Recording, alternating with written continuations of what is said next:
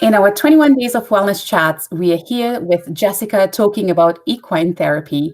Now, we all know that animals can provide us extraordinary amounts of emotional support, whether they are at home pets or if they're therapy animals.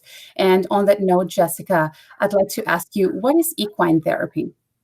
So equine therapy is sort of a broad term for anything that promotes wellness within human beings, either emotionally, spiritually, or physically, with the assistance of horses.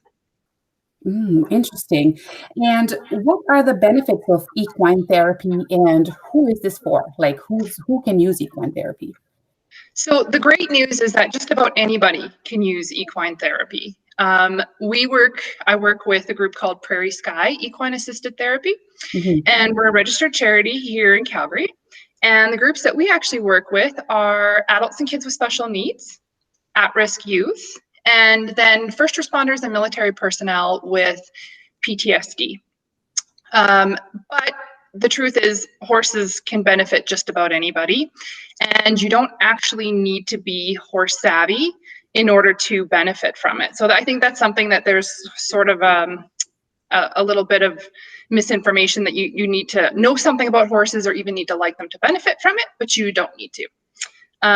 So yeah, and there are several different ways that horses are beneficial to people. If we talk about the mental health aspect of it, those of us who have gone through a lot of trauma actually end up living in the amygdala, our fight or flight center of our brain. And it's very difficult to get out of that part of our brain, and we are not able to process complex thoughts or emotions while we exist in that part of our brain, as well as we secrete stress hormones, which are serve a purpose at the moment, but are not a good place to live long term. Things like cortisol, which Mhm. actually can have a detriment to your health. So what working with horses does is it actually pulls you out of your amygdala and pulls you into your your prefrontal cortex, where you can actually process complex thoughts and emotions. Mhm. And you also start to secrete different hormones, and neuromodulators like dopamine, serotonin, and oxytocin, which promote a sense of attachment, wellness, and well-being overall.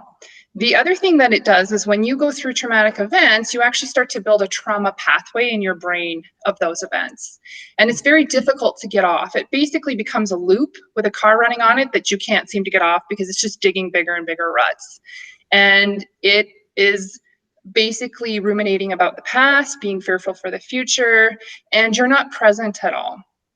And so what happens when you go through traumatic events, you think about it often, you actually start to solidify those trauma pathways in your brain because your brain says, well, this is really important because you think about it all the time. So let's make it an actual physical structure in your brain. And that's why it's so difficult to get away from traumatic events. So what working with horses does is it actually kicks the car off the trauma pathway. And it allows you to starve that trauma pathway and build new neural pathways of positive association and learning. Horses also have this really cool ability to affect our physiology. And what I mean by that is that every living being has an electromagnetic field. Now, horses' electromagnetic field is quite a bit stronger than ours.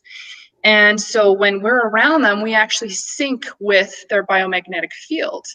And their blood pressure and their pulse are actually lower than ours. So when we're with them, our blood pressure drops and our pulse drops. So not only are we accessing different parts of our brain now, but we're decompressing and we're secreting the hormones and neuromodulators that we actually need to do the work. So that's just the mental health side of it. The physical aspect of it is that horseback riding is actually really physically demanding.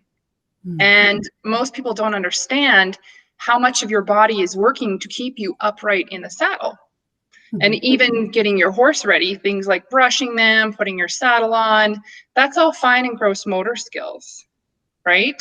So for our children that come in with physical needs, it really promotes that aspect of it, as well as when you're walking and you're sitting on the horse's back, you're actually using the exact same muscles that you would use as a human to walk. So if you're a child who's coming in that's, having to use a walking aid or in a wheelchair, and you're trying to get those muscles activated, sitting on top of a horse while the horse is at a walk will do that for you. Yeah. Interesting. These are really interesting facts that you've shared about equine therapy. And the one that really was an aha moment for me was it's able to lower our blood pressure and also our heartbeat, because we're always on the go. We're always on that high note that we need to get everything done. We need to achieve something or just be productive. We don't take Exactly. time, right? To settle Yeah. down, to breathe, to de-stress, to relax. And I think that is really important, especially over the holiday season, as we are faced with different stresses. Yeah, and it's that ability to become present. Essentially, the whole goal of all of it is to be in a state where you are fully present with what is happening with you right now.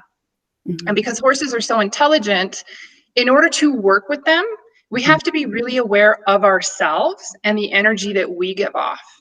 And as a first responder, that I work as an advanced care paramedic. I was diagnosed with PTSD in 2011. And one of the big parts of healing for myself were two things. One was validation of my experiences, and one was creating opportunities for self-awareness. Because once I understood what I was giving off and what I was taking in, I was able to take my power back, because I was able to control my reactions to triggers and to traumatic events.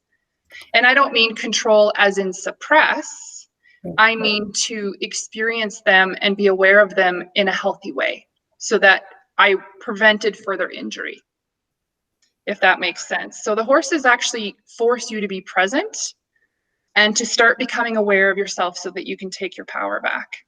Right. And I think on that note, it is going to be so important for us to be present and aware, just for our own well-being over this holiday season as well. And thank you so much, Jessica, for coming on this special episode to talk about equine therapy and how horses can help us with our own wellness. I greatly appreciate it. And as a first responder, thank you so much for all you do for us in keeping us safe. Thank you to all our viewers for tuning in and watching us, and stay tuned for more episodes. Thank you all.